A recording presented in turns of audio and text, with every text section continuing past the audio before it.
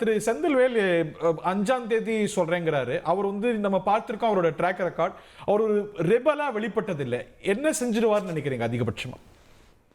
அது சொல்லிடுவதற்கு முன்பாக அரங்கில் வைக்கப்பட்ட வேறு சில கருத்துக்களில் எனக்கான சில பார்வையும் இருக்கிறது. அதையும் நான் அந்த அரங்கில பதிவு செய்வது பொருத்தமா இருக்கும்னு நினைக்கிறேன். ஒன்று, திரு டிடிவி தினகரன் அவர்களோ அல்லது திரு ஓபிஎஸ் அவர்களோ என்ன பாதிப்பு ஏற்படுத்திட முடியும்? அவங்க வெளியில இருந்தாலும் அது அதிமுகவுக்கு தான் லாபம், அது ரெட்டலைக்கு தான் லாபம், அவங்க வேற கட்சி போட்டு போட்டுருவாங்களா அப்படிங்கிற கருத்தை நண்பர் வைத்தார். ஆனா அவங்க வெளியில இருந்து பெரும் சேதாரத்தை ஏற்படுத்தினார்கள் என்பதுதானே சட்டமன்ற தேர்தல் முடிவுகள் காட்டும் உண்மை. 2021 தேர்தல்ல 20க்கும் மேற்பட்ட தொகுதிகள்ல டிடிவி தினகரன் பிரித்த வாக்குகள் அஇஅதிமுகவின் தோல்விக்கு காரணமாக அமைந்திருந்ததா இல்லையா? அவங்க எல்லாம் ரெட்டலைக்கு ஓட்டு போடலையே, குக்கர் சின்னத்துல நின்னாங்க. சரி, கடந்த நாடாளுமன்ற தேர்தலில் ஐயா ஓபிஎஸ் அவர்கள் ராமநாதபுரம் தொகுதியில பலாப்பழம் சின்னத்துல நின்று 2வது இடத்தை பிடித்தார். ரெட்டலை 3வது இடத்துக்கு போச்சே.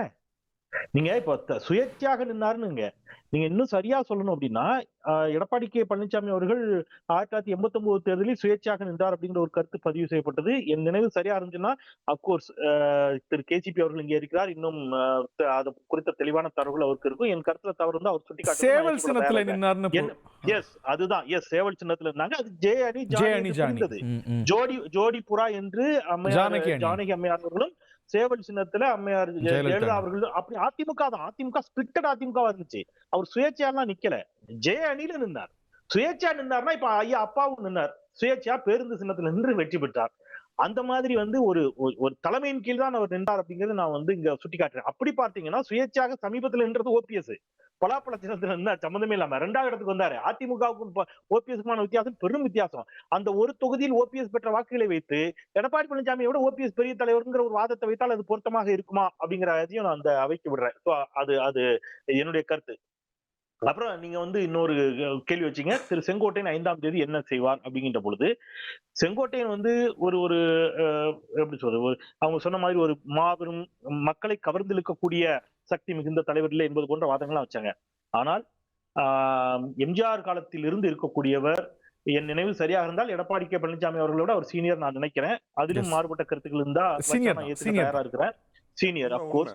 அப்புறம் அவர்தான் அவர்தான் மேடம் ஜெயலலிதா மேடம் அவங்களுக்கும் சரி மற்றவர்களுக்கும் சரி தமிழ்நாடு முழுவதும் பரப்புரை பயணத்திற்கு ரூட் மேப் போட்டு கொடுக்கறதே அவர்தான். சோ அவர் கட்சியை உள்ளும் புறமாக அறிந்தவர், தமிழ்நாட்டை உள்ளும் புறமாக அறிந்தவர். அவர் அவ்வளவு குறை மதிப்பீடு செய்ய அவருடைய இன்ஃப்ளூயன்ஸ் அவருடைய மாவட்டத்தை தாண்டி இருக்கும்னு நினைக்கிறீங்களா?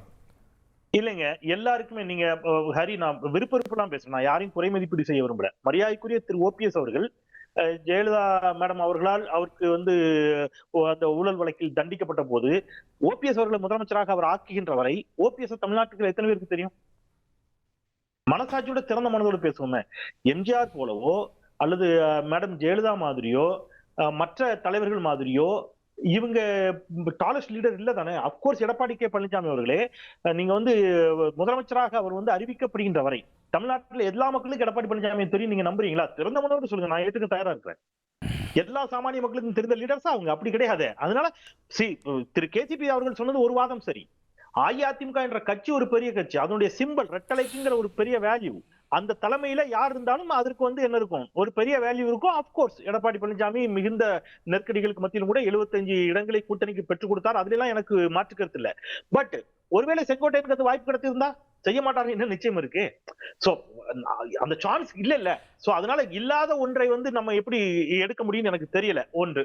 இன்னொன்று, இப்ப நம்ம செங்கோட்டையன் என்ன முடிவு எடுப்பார் அப்படிங்கிற இடத்துக்கு வருவோம். 5ஆம் தேதி அவர் என்ன முடிவு எடுப்பார் அப்படிங்கிற போது தெரியல. எனக்கு 5ஆம் தேதி தான் தெரியும். ஆனா நான் யூகிக்கிறேன், யூகம் தான், உறுதியா இதான் நடக்கும்னா நான் சேலஞ்ச் எல்லாம் பண்ணல, யூகிக்கிறேன்.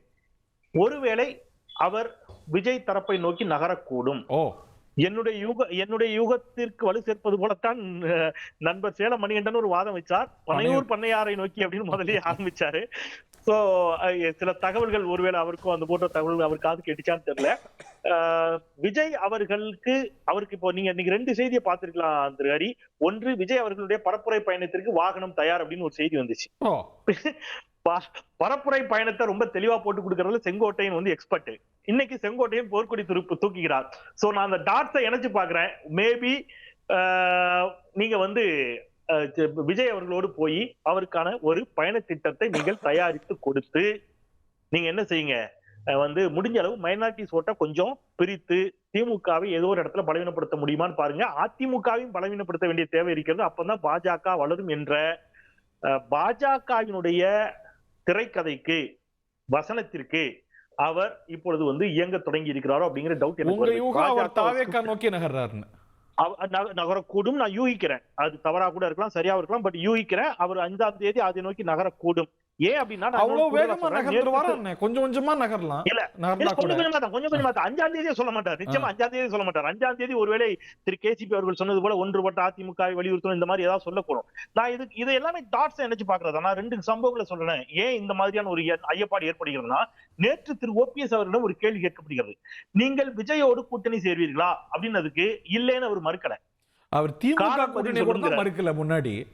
இல்ல திமுக கூட்டணியை மறுத்தாரு. திமுக கூட்டணி என்ன முதல்ல மறுக்கல, அன்னைக்கு சாயங்காலமே சொன்னாரு இல்ல இது நட்படிப்படையிலானது அப்படின்னு சொல்லிட்டாரு. அதை மறுத்துட்டாரு. ஆனா விஜய் கூட்டணி எங்கேயும் அவர் ஸ்ட்ராங்கா என்ன செய்யல, மறுக்கல. நேற்று டிடிவி தினகரனும் இன்னொன்னு சொல்றாரு. நல்லா கவனிச்சு பாத்தீங்கன்னா டிடிவி தினகரன் இந்த வாய்ஸ் எல்லாத்தையும் சேர்த்து பாருங்களேன். இப்ப ஒரு 4 பேர் குறிப்பிடுறாருல, யாரு நம்முடைய சேலம் மணிக்கிட்ட அந்த 4 பேரோட வாய்ஸும் 4 நாள்ல வந்துச்சு. ஃபர்ஸ்ட் மேடம் சசிகலா மேடம் சொல்றாங்க, என்ன சொல்றாங்க, நான் இனியும் பொறுத்திருக்க மாட்டேன், இப்படியும் விட்டுட்டு இருக்க முடியாது, ஒன்றுபட்ட அதிமுக அவசியம்னு சொல்றாங்க. அடுத்த நாள் வந்து ஓபிஎஸ் கேள்வி கேட்கறாங்க. அவர் வந்து மாநாட்டை ஒத்தி வச்சுட்டு நான் பரப்புரை பயணம் கிளம்ப போறேங்கிறாரு. ரைட்டுங்களா? மாநாட்டை ஒத்தி சேஞ்சஸ் நடந்துகிட்டே இருக்கு. அடுத்த நாள் நீங்க விஜயோட கூட்டணி சேருவீர்களா என்ற கேள்விக்கு எது வேண்டாலும் நடக்கலாம், அரசியல் எது வேணாலும் நடக்கலாம், காலம் பதில் சொல்லுங்கிறாரு.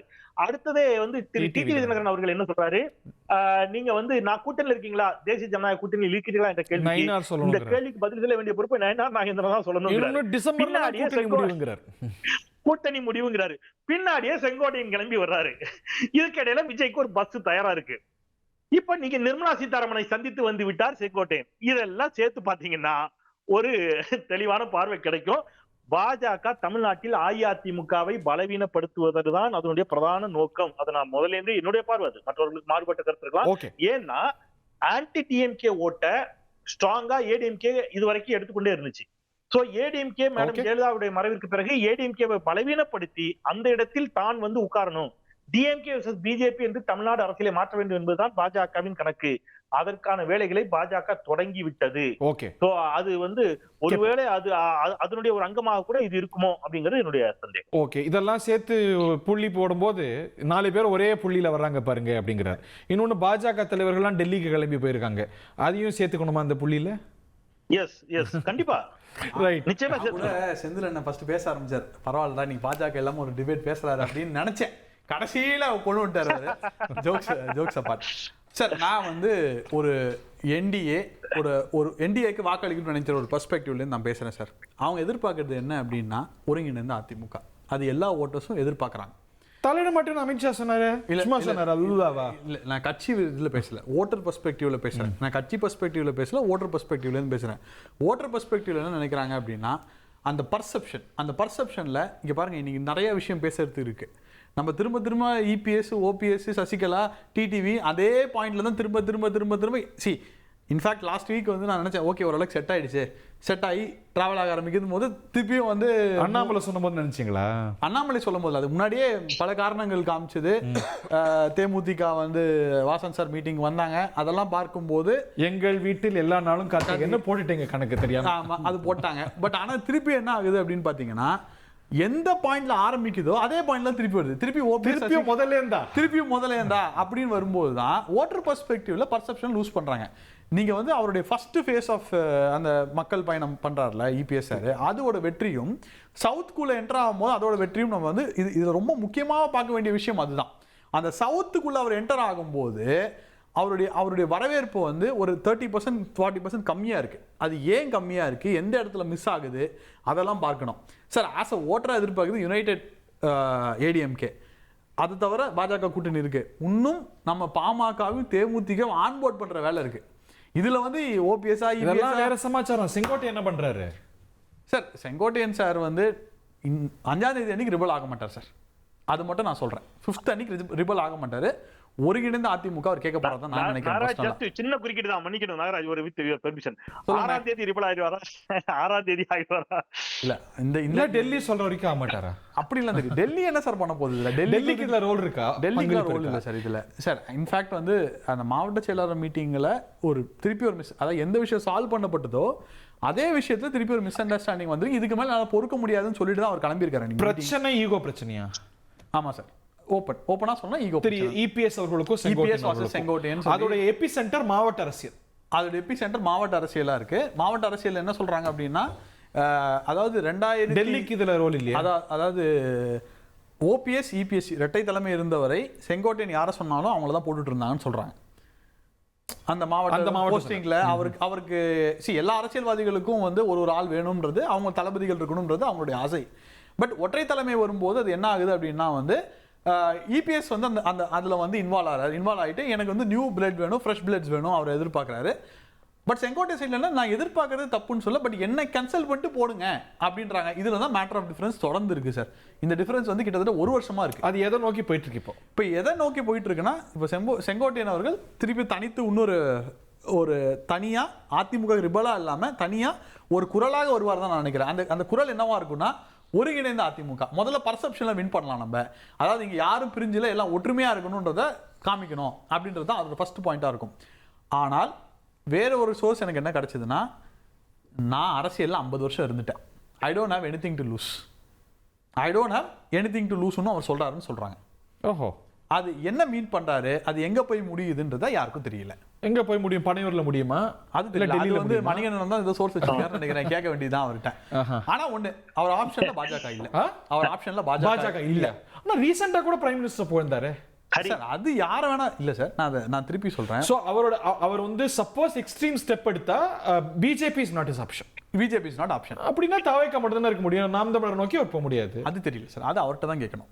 தாவேக்கா இல்ல, எது நேச்சுரல் ஆப்ஷன்? அவர் தாவேக்கா தான் நேச்சுரல் ஆப்ஷன். ஆப்ஷனா இருந்தா தாவேக்கா. நான் முடிச்சிடுறேன். தாவேக்கா தான் அவரோட நேச்சுரல் ஆப்ஷனா இருக்கும் இந்த இடத்துல. இந்த கேஸ் அந்த அளவுக்கு போகும் நினைக்கிறீங்களா? அந்த அளவுக்கு போகாதுன்னு நான் நினைக்கிறேன். ஏன்னா ஆல்ரெடி அவர் சமரசம் பண்ண திருப்பியும் ஆரம்பிச்சிட்டாங்கன்னு ஒரு நியூஸ் வருது ஒரு 6 மணிக்கு மேல. சேலத்துல இருந்தா டெல்லியில இருந்தா அதெல்லாம் தெரியாது சார். போயிருக்காங்க, போய் அது பண்ணணும். மதுரையில இருந்து. மதுரை என்ன? எடப்பாடி மதுரையில தான் கேம்ப். ஓகே. சோ அது ட்ரை பண்றாங்கன்னு சொல்றாங்க சார். ஆனா இது வந்து ரிபல் ஆகிறதுக்கு மாதிரி ஒரு பெரிய விஷயம் கிடையாது சார். இது ஈஸியா 2 தலைவர்கள் அது 2 பேருமே, இப்போ இபிஎஸ் அவர்களும் சரி செங்கோட்டையன் அவர்களும் சரி, அதிமுக அடையாளம் தலைவர் எம்ஜிஆர் ஜெயலலிதா வழியில் வந்தவர்கள். இதை பேசி சால்வ் பண்ணக்கூடிய விஷயம் தான். ஏன் அது திரும்ப ஸ்லிப் ஆகிட்டே இருக்கு அப்படின்றது ஒரு மிகப்பெரிய கேள்வியா இருக்கு சார். ஓகே, இந்த ஆல்ரெடி பிரச்சனை இருக்கு. பிரச்சனைக்கு ஒரு பிரச்சனை ஏன் வருது இந்த நேரத்தில் சார்? இந்த நேரத்தில் நம்ம பிரச்சாரம் பண்ணிட்டு இருக்கோம். தேர்தலில் முதலமைச்சர் ஆக்குன்னு சொல்லிட்டு இருக்கும் போது அதிமுக ஜெயிக்கணும், அதிமுக கூட்டணி ஜெயிக்கணும், என்டிஏ ஜெயிக்கணும் அப்படின்னு ஒரு வலிமை வச்சுட்டு இருக்கும்போது தேமுதிக முடிவு என்னன்னு தெரியல. ஒரு நாள் உட்காடுறாங்க, அடுத்த நாள் வந்து ஒரு பெரிய நியூஸ் வருது, இந்த மாதிரி எடப்பாடி அவர் திட்டினாருன்ட்டு. திருப்பி அவங்க ஐடி சொல்றாங்க, நாங்கள் அப்படி சொல்லவே இல்லைன்றாங்க.